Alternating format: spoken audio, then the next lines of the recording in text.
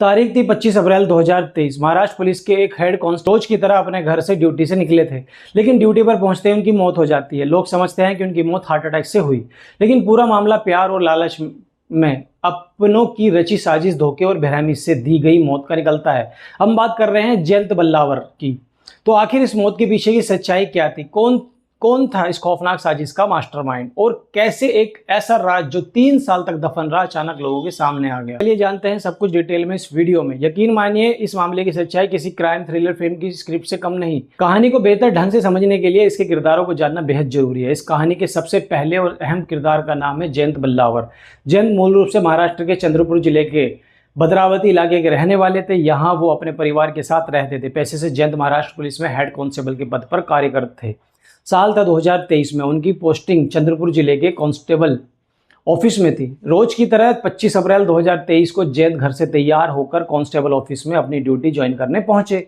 वहां पहुंचने से कुछ ही मिनट बाद उनकी तबीयत अचानक बिगड़ने लगती है और वो घबराहट और बेचैनी की शिकायत करते हैं। आसपास मौजूद दूसरे पुलिसकर्मी उनकी हालत समझने की कोशिश करते हैं। उनकी बेचैनी और बढ़ जाती है और अगले ही पल वो बेहोश होकर वहीं गिर जाते हैं। लोग उन्हें उठाने की कोशिश करते हैं, लेकिन नाकाम रहते हैं। बेहोशी की हालत में जयंत को तुरंत पास के government medical college and hospital Chandrapur ले जाया जाता है। वहाँ इमरजेंसी डिपार्टमेंट में डॉक्टर उनकी जाँच करते हैं। जाँच करते ही डॉक्टर उन्हें मृत घोषित कर देते हैं। लेकिन 45 साल की उम्र में जयंत इस दुनिया को छोड़कर चले जाते हैं। जयंत की अचानक हुई मौत की खबर उनके परिवार को दे दी जाती है। उस समय परिवार में उनकी पत्नी थी और 19 साल की बेटी आर्या बल्लावर।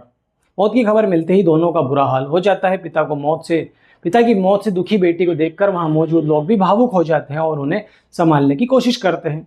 कुछ देर बाद जब माहौल थोड़ा शांत होता है, तब परिवार से आगे की कार्रवाई के बारे में राय ली जाती है। सबसे पहले लोग यही समझने की कोशिश करते हैं कि जयंत कुछ देर पहले तक बिल्कुल स्वस्थ थे, लेकिन अचानक मौत कैसे हो गई? इस सवाल का सबसे बेहतर जवाब डॉक्टर ही दे सकते थे। जांच के बाद डॉक्टर बताते हैं कि उनके शरीर पर किसी तरह की चोट के निशान नहीं और ना ही किसी तरह की जबरदस्ती के संकेत मिले। डॉक्टरों की टीम किसी भी तरह की साजिश की आशंका से इनकार कर देती है। परिवार वाले भी किसी पर कोई शक नहीं जताते और बिना पोस्टमार्टम के ही शव अपने साथ ले जाने की इच्छा जताते हैं।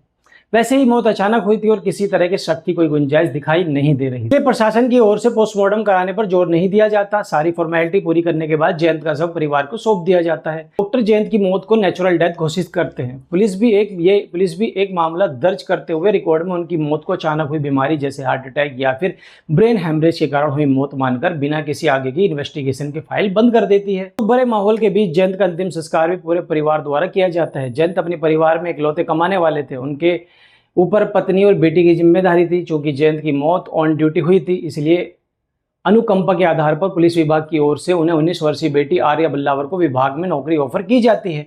आर्या तुरंत इस नौकरी के लिए अप्लाई कर देती है। कागजी कार्रवाई पूरी होने के बाद अगले कुछ ही महीनों में ज्वाइनिंग लेटर भी आ जाता है और फिर वो पुलिस ट्रेनिंग के लिए घर छोड़कर चली जाती है।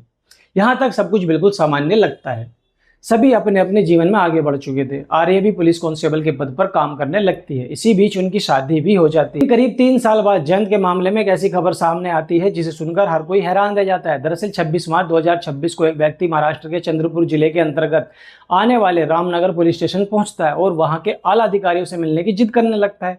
थोड़ी देर के इंतजार के बाद उस व्यक्ति की मुलाकात पुलिस के आला अधिकारियों से होती है। वो अपना नाम आशीष सेंडमाके बताता है और दावा करता है कि 25 अप्रैल 2023 को हुई हेड कांस्टेबल जयंत बल्लावर की मौत कोई नेचुरल डेथ नहीं बल्कि एक सुनियोजित मर्डर था। आशीष पुलिस के सामने कई technical evidence, chat record, call detail और दूसरे सबूत पेश करता है। इन सबूतों के आधार पर पुलिस एक बार फिर से नई एफआईआर दर्ज करती है और जयंत की मौत से जुड़े मामले की इन्वेस्टिगेशन दोबारा शुरू कर देती है। शुरुआती जांच और आशीष द्वारा दिए गए एविडेंस के आधार पर अगले ही दिन यानी कि 27 मार्च 2026 को पुलिस जयंत की बेटी आर्या बल्लावर को अपने पिता की हत्या और हत्या की साजिश रचने के आरोप में Chandrapur police station training centre से गिरफ्तार कर लेती है। गिरफ्तारी के समय आर्या पुलिस की वर्दी में अपनी ड्यूटी पर ही थी। गिरफ्तारी के बाद पूछताछ शुरू होती है। शुरुआत में आर्या लगातार खुद को निर्दोष बताती रही और बार बार ये कहती रही कि उसके पिता की मौत नेचुरल डेथ हुई थी, लेकिन पुलिस के सामने आशीष द्वारा दिए गए एविडेंस रखती है तो वो पूरी तरह खामोश हो जाती है और फुट फुट कर रोने लगती है। रोते हुए आर्या एक एक करके पूरा सच बता देती है। उसकी निशानदेही और आगे की इन्वेस्टिगेशन के आधार पर पुलिस कुछ और लोगों की गिरफ्तार करती है। इसके बाद पुलिस पूरी साजिश का खुलासा करती है। पुलिस के मुताबिक इस पूरी कहानी की शुरुआत आर्या और आशीष के प्यार से होती है। आशीष भी चंद्रपुर जिले का रहने वाला था और पुलिस में नौकरी करने की तैयारी कर रहा था। आर्या भी अपने पिता की तरह पुलिस विभाग में जाना चाहती थी। इसी तैयारी के दौरान दोनों की मुलाकात हुई, फिर दोस्ती और धीरे धीरे दोस्ती प्यार में बदल गई। मीडिया रिकॉर्ड के मुताबिक दोनों एक दूसरे से इतना प्यार करने लगे थे कि साथ जीने मरने की कस्में खाने लगे। कुछ समय बाद आर्या ने अपने पिता जयंत को इस रिश्ते के बारे में बताया, लेकिन जयंत इस रिश्ते के खिलाफ थे। इसकी सबसे बड़ी वजह थी आशीष बेरोजगार था और आर्या से लगभग 10 साल बड़ा भी था। जयंत बेटी को समझाया कि आशीष की अभी तक कोई नौकरी नहीं लगी और उम्र का इतना बड़ा अंतर भी ठीक नहीं, बेहतर होगा कि दोनों अपने अपने करियर पर ध्यान दें। लेकिन आर्या पर इसका कोई असर नहीं हुआ। वो लगातार आशीष से मिलती रही और उससे शादी करने की जिद करती रही। जब जयंत किसी भी हालत में इस रिश्ते के लिए तैयार नहीं हुए, तब आर्या के दिमाग में बेहद खौफनाक आइडिया आया। आर्या ने माइक्रोबायोलॉजी की पढ़ाई की थी और उससे खतरनाक केमिकल की अच्छी जानकारी थी। उसने आशीष से कहा है कि जब तक पिताजी जिंदा हैं हमारी शादी नहीं हो पाएगी। अगर हमें एक होना है तो उन्हें रास्ते से हटाना होगा। इतना ही नहीं, उसने ये भी कहा कि पिता की मौत के बाद उसे अनुकंपा के आधार पर नौकरी मिल जाएगी। इस तरह उसका करियर भी सेट हो जाएगा और फिर दोनों आराम से शादी करके साथ रहेंगे। आशीष को भी ये प्लान पसंद आया और वो आर्या का साथ देने के लिए तैयार हो गया। दोनों ने तय किया कि हत्या के लिए किसी भी हथियार का इस्तेमाल नहीं करेंगे, बल्कि जहर देकर जयंत को मारेंगे। जहर लाने की जिम्मेदारी आशीष को दी गई थी। अगर आशीष खुद जहर खरीदता तो वो आसानी से पुलिस के शक के दायरे में आ सकता था। इसलिए उसने अपने चचेरे भाई चैतन्य उर्फ मोंटी गेडम से संपर्क किया। मोंटी ने खुद जहर खरीदने के बजाय एक नाबालिग लड़के की मदद से बाजार से केमिकल पॉइजन खरीदवाया और फिर उसे आर्या तक पहुंचा दिया। उसके बदले उसे 5,000 रुपये दिए गए। जहर मिलने के बाद आर्या ने उसे संभाल कर रखा। पहले से ही ये पढ़ रखा था कि कौन सा पॉइजन कितनी देर बाद असर करता है, इसलिए उसने ऐसा जहर चुना जिसका असर तुरंत नहीं बल्कि कुछ समय बाद हो। फिर आया 25 अप्रैल 2023 की सुबह। दिन रोज की तरह जयंत ड्यूटी पर जाने के लिए तैयार हुए। नाश्ता करने के बाद जैसे ही वो निकलने लगे, तभी सामने रसोई से एक मिल्क शेक लेकर आई और प्यार से बोली कि ये खास आपके लिए बनाया है। आपकी बेटी की साजिश से पूरी तरह अनजान जयंत प्यार से पूरा मिल्क शेक पी गए और फिर ड्यूटी के लिए कलेक्टर ऑफिस चले गए। कुछ ही देर बाद जहर ने अपना असर दिखाना शुरू कर दिया। ऑफिस पहुंचने के बाद कुछ मिनट बाद जयंत बेहोश होकर गिर पड़े। उन्हें अस्पताल ले जाया गया, जहां डॉक्टरों ने उन्हें मृत घोषित कर दिया। कि मौत की खबर मिलते ही आर्या बाहर से रोने लगी, लेकिन पुलिस के मुताबिक अंदर ही अंदर वो अपने प्लानिंग सफल होने से खुश थी। उसने ऐसा अभिनय किया कि किसी को उस पर जरा भी शक नहीं हुआ। लोग उल्टा उसके लिए सहानुभूति जताने लगे। कुछ ही दिन बाद जयंत का अंतिम संस्कार कर दिया गया और फिर आर्या ने अनुकंपा के आधार पर नौकरी के लिए आवेदन कर दिया। सभी फॉर्मेलिटीज पूरी होने के बाद उसे नौकरी भी मिल गई और वो ट्रेनिंग के लिए चली भी गई। उसने आशीष से शादी भी कर ली। बाद में आशीष को पुलिस विभाग में नौकरी मिल गई और दोनों अपनी योजना में सफल होने पर खुश रहने लगे।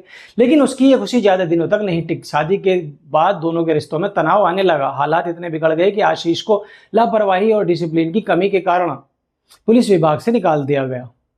रोजगार हो गया। दूसरी तरफ नौकरी मिलने के बाद आर्या का व्यवहार भी बदलने लगा। आशीष की बात मानना बंद कर दिया। शादी के बावजूद वो अपने घर में रहने के बजाय अपनी मां के घर में रहने लगी। इस बात को लेकर दोनों के बीच अक्सर झगड़े होने लगे। आर्या ने आशीष को उसकी बेरोजगारी के ताने देने भी शुरू कर दिए। इस सब बातों से परेशान होकर आशीष ने आर्या के खिलाफ सबूत इकट्ठा करना शुरू कर दिया। इससे पूरी तरह टूट गए। तब आशीष ने आर्या को धमकी दी कि वह पूरी साजिश पुलिस दुनिया के सामने लाकर उसे जेल भिजवा देगा। आखिर उसने वही किया। वो सीधे पुलिस स्टेशन पहुंचा और वो अपने पास मौजूद सभी एविडेंस पुलिस को सौंप दिए। इसके बाद पुलिस ने फोरेंसिक लैब की मदद से सभी टेक्निकल एविडेंस की जांच कराई। दिए गए सभी सबूत सही पाए गए। इसके बाद साफ हो गया कि आर्या ने अपने पिता की हत्या नौकरी पाने और अपनी पसंद से शादी करने के लिए जहर देकर की थी। इन खुलासों के बाद पुलिस ने आर्या, आशीष, चैतन्य और मोंटी और जहर खरीदने में मदद करने वाले अन्य आरोपियों को भी गिरफ्तार करके जेल भेज दिया।